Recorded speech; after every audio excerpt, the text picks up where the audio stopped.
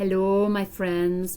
I'm missing your faces, Oakview friends. I wish we could be together.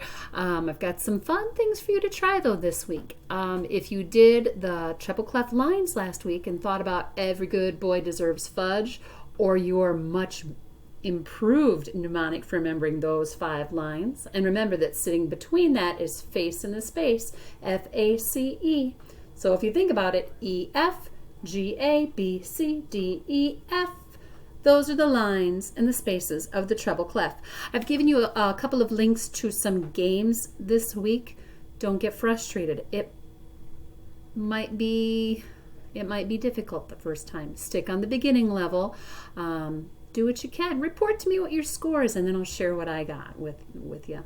5th graders, take note. There is a special section on the blog for you. If you have any interest in band or orchestra, you're just not sure what instrument you're thinking of, there are links there to a page called Be a Part of the Band or Be a Part of the Orchestra.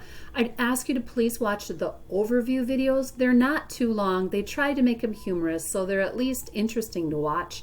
And then if you really want to dig in deeper, there are lots of videos about every individual instrument in the band and the orchestra. Take a few minutes, check it out. See if you can get your adult to watch it with you if they have questions about what those instruments are and that kind of stuff. All right? Take care, my dears. Check in with me on the blog, email me, office hours. I miss talking to you. Take care.